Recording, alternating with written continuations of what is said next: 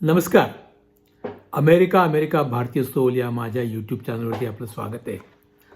जर तुम्हाला ही गोष्ट आवडली तर नक्कीच सबस्क्राईब करा आणि लाईक सांगा. तुमच्या कॉमेंट जरूर कळवा. ही गोष्ट अमेरिकेतली आहे आणि पूर्वी प्रसिद्ध झालेली आहे, माझी स्वतःची आहे.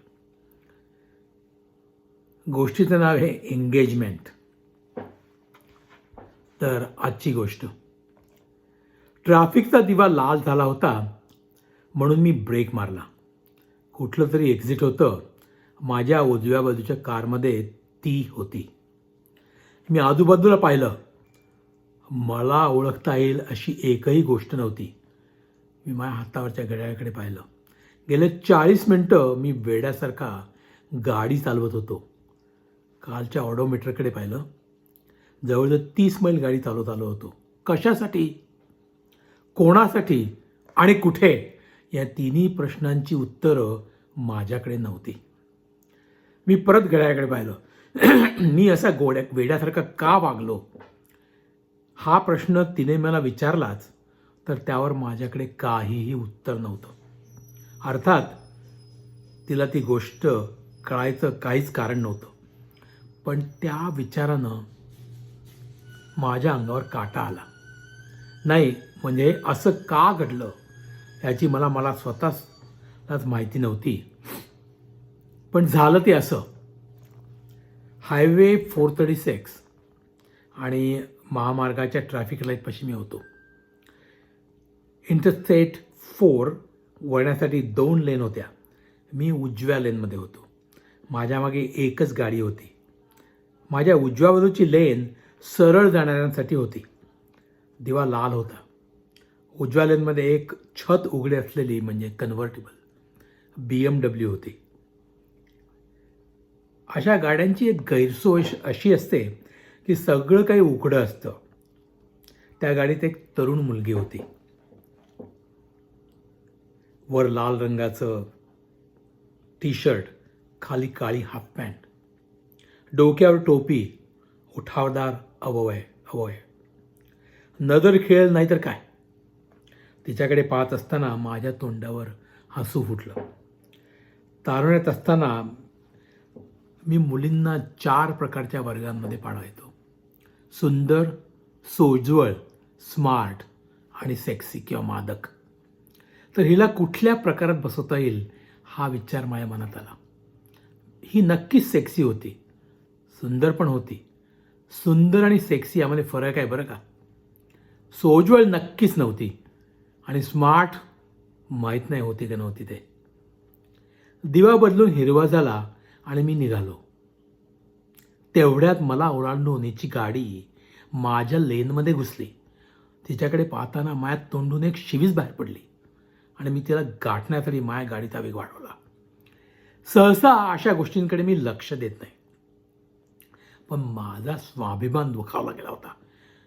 का तिच्या अर्रावीपणानं मी दुखावलो गेलो होतो, का तिच्या सौंदर्यानं मला भुरळ पाडली होती, माहीत नाही. कुठल्याही मुलीच्या मागे लागायला मी काही खोळा नव्हतो आणि मजनू तर नक्कीच नव्हतो. माझा साखरपुडा 2 महिन्यावर आला होता. हायवे इंटरस्टेट 4वरती खास ट्रॅफिक नव्हता. पण हल्ली केव्हाही जा गाड्यांची गर्दी असतेच. आधी बंपर टू बंपर नसली तरी काही कमी गाड्या नव्हत्या. पण हिला त्याची काही पर्वा दिसत नव्हती. त्या गर्दीत ती डाव्या उजव्या लेनमध्ये घुसत गाडी हाणत होती. मला उगीचच वेगानं चालण्यासाठी तिकीट नको होतं. त्यामुळे तिचा पाठलाग करताना मला जरा त्रासच होत होता. ज्या रीतीनं मला चुकवत ती गाडी चालली होती यावरून कोणापासून तर ती पळत होती असं कोणालाही वाटलं असतं. अर्थात त्याने माझ्या जीवनात काही फरक पडला नसता. पण माझ्या अस्मितेचा प्रश्न होता आणि एका मोठ्या 16 चाकी 16 व्हीलरनं माझी मदत केली. ते अवजड ट्रक आणि दुसऱ्या बाजूलाच्या लेनमध्ये पोलिसांची गाडी, यामुळे तिला मनमानी गाडी चालवता येईना आणि मी तिच्या मागावर राहू शकलो. तिचा पाठलाग करत असताना आपण कुठे जातो याचे मला भान राहिलं नाही. आणि आता 40 मिनिटानंतर मी किसिमीच्या वळणावर उभा होतो. आता पुढं काय करायचं असा माझ्या मनात प्रश्न आला होता. 1 वाजत होता आणि मी केलेला मूर्खपणा मला जाणवत होता. का मला भूक लागली होती हे माहीत नाही. पण मी काय करायचं याची तीव्र जाणीव मात्र मला झाली होती. ज्या मुलीपायी मी एवढा दूर वेळ घालून आलेलो होतो ती पुढे काय करते याची उत्सुकता काही कमी झाली नव्हती. असंही असू शकतं की ती माझ्या पुढच्याच गाडीत होती आणि मला पाठीमागून नीट दिसत होती. ती डावीकडे आली, मी पण डावीकडे वळण्याचा निर्णय घेतला. साधारणतः अर्धा मैल गेल्यावर मला उलटं पाहून हायवे I4ला जावं असं वाटत होतं. उजवीकडे एका पार्किंगमध्ये मी गाडी घेतली. ती तिच्या अचानक केलेल्या हालचालीमुळे आणि इतर गाड्यांना मला पाठोपाठ 2 लेन पार्क करून जाणं शक्य नव्हतं, म्हणून मी पुढच्या सिग्नलपाशी जाऊन U-टर्न मारला. डावीकडे वळून जी त्या पार्किंग लॉटमध्ये घुसली होती तिथे गाडी मला दिसत होती, पण तिचा पत्ता नव्हता. मी गाडी नीट लावली, इंजिन बंद केलं, विचार केला की आत जाऊन बघावं आणि माझं लक्ष इमारतीच्या पाठीकडे गेलं. रेचल एक्सक्लुझिव्ह मेन्स क्लब अशी निऑनमध्ये अक्षरं झळकत होती. का मला वेडावत होती माहीत नाही, पण माझ्याकडे जर कोणी यावेळी पाहिलं असतं ना तर त्याला वासून गाडीत बसून मी काय करतोय असा प्रश्न पक्कीच पडला असता. आता काय करावं हा प्रश्नच मला पडला होता, कारण मागे एकदा कोणाच्या तरी बॅचलर पार्टीला मी अशाच एका क्लबमध्ये गेलो होतो आणि ते काय असते याची मला कल्पना होती. एक महागडे ड्रिंक आणि ड्रिंकशिवाय आणखीन काही. मला आठवलं मागे रेचलची एक केस गाजली होती. काउंटीनं का नगरपालिकेनं त्यांच्यावर केस केली होती, कारण वेट्रेसला टॉपलेस सर्व करायला परवानगी होती आणि ती परवानगी त्या पर्टिक्युलर शहरात का काउंटीमध्ये नव्हती. मग त्यांचं जी डेफिनेशन होती त्याप्रमाणे निपल आणि एरिओला दिसला न पाहिजे. मग रेचलनं काय केलं की त्याच्यावरती मणी लावले आणि त्यांच्या नियम बदलायला लागला. तर हे असलं रेचल एक्सक्लुझिव्ह मेन्स क्लब होतं. अर्थात या क्लबमध्ये हिचं काय काम असणार माझ्या विचारात मलाच हसू आलं, कारण पाठीवरून ते स्पष्ट दिसत होतं की हा क्लब फक्त पुरुषांसाठी आहे आणि बायकांचं काम तेवढेच स्पष्ट होते. त्यामुळे इथे का आली याचे उत्तरही तेवढंच स्पष्ट होतं. या सर्व प्रकारात मी लंच घेतला नाही हे विसरलो होतो.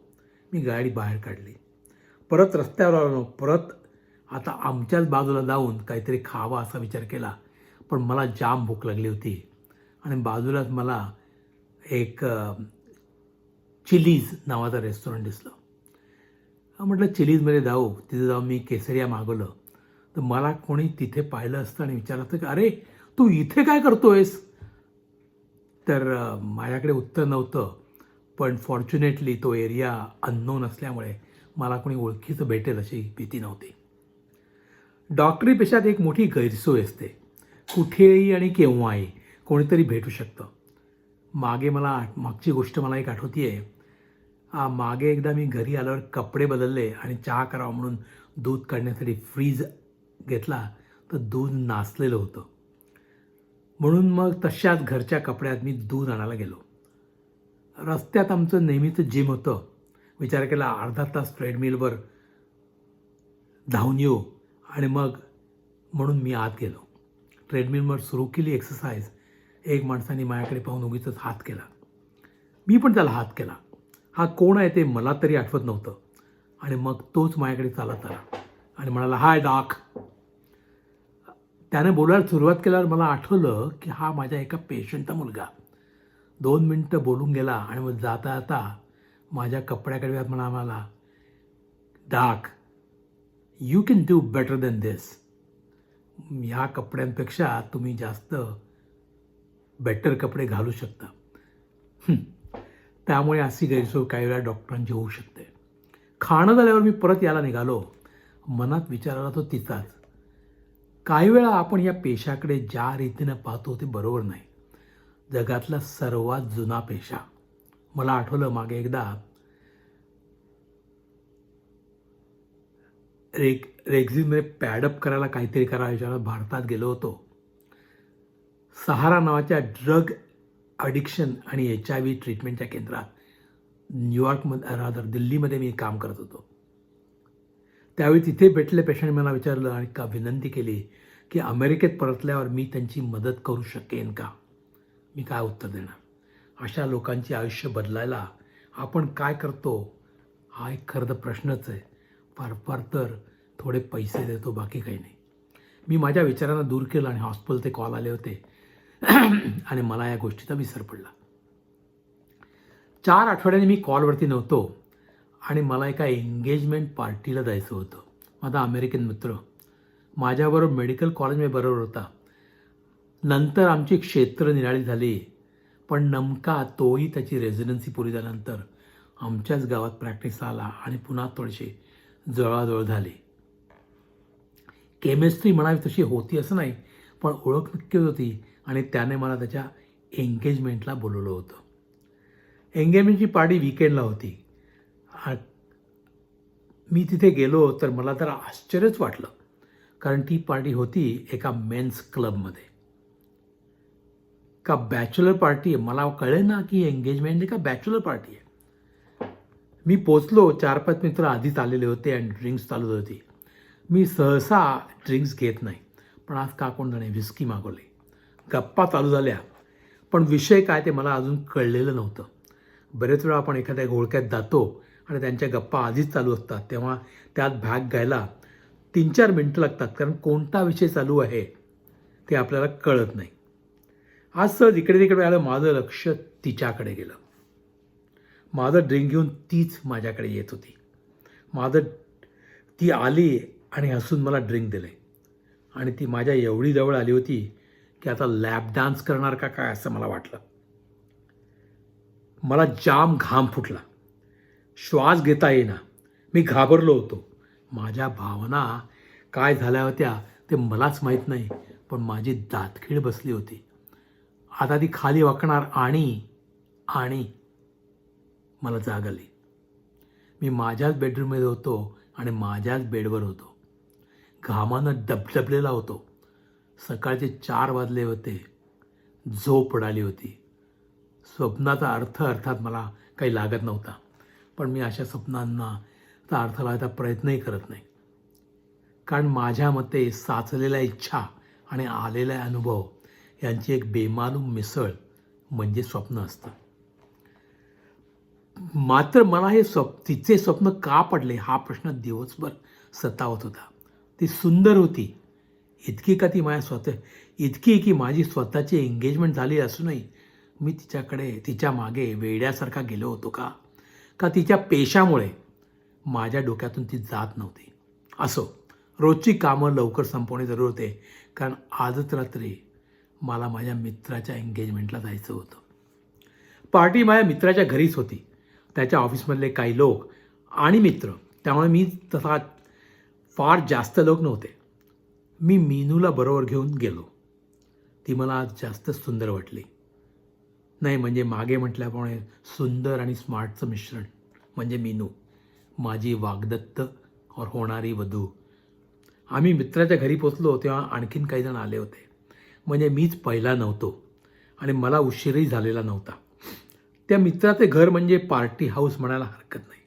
दारातून आत गेल्यावर वेट बार डावीकडे, उजवीकडे डायनिंग रूम, फॅमिली रूम आणि लिव्हिंग रूम, याच्यामध्ये पॅटिओत जायला फ्रेंच डोअर्स.